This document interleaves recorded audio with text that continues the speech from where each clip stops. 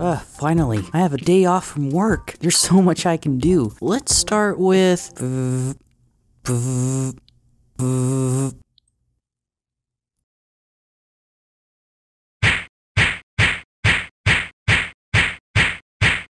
Pet peeves. We've all got them, but I'm gonna go over some of the ones that really annoy me. Let's go over the first one. People cutting in line. There's nothing like the feeling of someone just cutting right in front of you after you've been waiting in line for, an hour? It's the best feeling in the world, don't you agree? If you're anything like me, though, you just bottle up that anger and just let it slide because you don't want to pick a fight with a complete stranger. You don't want to pick a fight with someone that you don't know. There was an instance where I actually tried saying something. That instance was when my girlfriend and I were at Disney World, waiting in line on the Thunder Mountain ride. We were just waiting in line. We were looking at the side attractions. What are they called? Tower viewers? Never knew they were called that. Pretty neat. Okay. We were looking at the side attractions of the tower viewers that they had when all of a sudden we look up. There's this mom with her kid and we noticed that they cut in front of us. Now don't get me wrong. Like if they were right behind us and if we weren't moving and they just moved forward, I think that would have been okay. But we knew for a fact that this woman and her child was way back in line. Way further than where they were.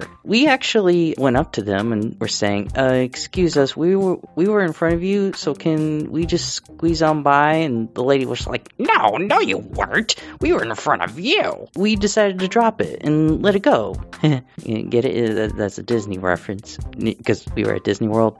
No, okay. It's Disney World. I don't want to cause a scene at the happiest place on earth. I don't want to be the villain. What's funny is that even after yelling at us, after complaining that they were in line in front of us, pretty much calling us liars, we watched them hopscotch all the way to the front, like with no effort. And that really ticked me off. Not just that, what was really weird about this mom was that she was making her kid do homework in line. That doesn't make any sense. Who brings their kid to Disney World of all places and makes them do math problems before going on a roller coaster? You want to ride that roller coaster, Danny? Well, you better finish this booklet of math problems before we reach the front of the line. You better hurry. We're cutting through the line.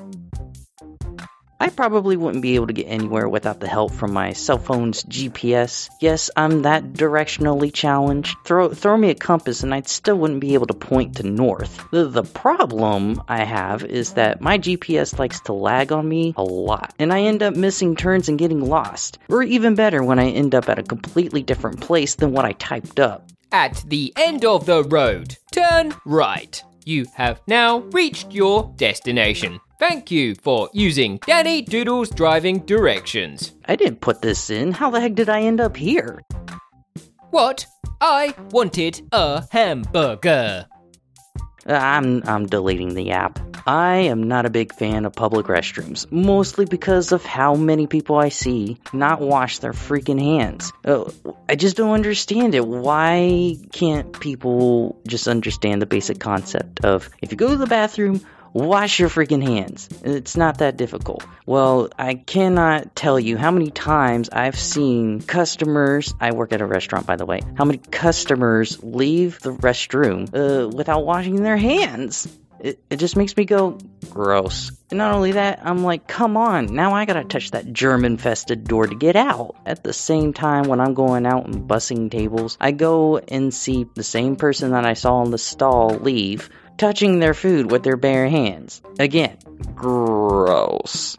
Speaking of restrooms, I always end up needing to go at the most inconvenient time. Whether it's at a movie or when I'm in class, why does it always happen? I even go an extra step of preventing myself to drink too much, but it always happens. It always happens in the most inconvenient time. Take it for example. I'm at the movie theater, I'm enjoying a movie, and all of a sudden, we're hitting the climax of the movie, and all of a sudden, I don't want to miss it, I don't want to miss it, I don't want to miss it. I can't hold it! And I come back and I miss the best part of the movie. That's so annoying. Or when I'm in class and the teacher is explaining something for a final exam. I can't miss this, I can't miss it, I can't, oh, I need to go. Every time. Cell phones have become more than just phones. They become devices for entertainment. So when I'm at work, again, I work at a restaurant, I'm actually able to listen to music. So one of my biggest peeves is when my cell phone dies on me. So I'm at work and I'm like, no, not my precious music. How am I supposed to get through the shift without my music? Good. We were tired of hearing you play Simple and Clean.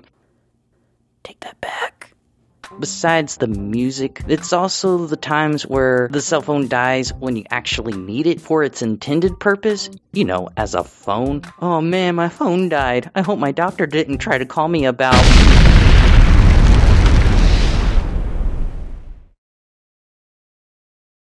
To make sure you never miss out on amazing content from the Four Eyes Guy, be sure to drive down and click the subscribe button. Powering down.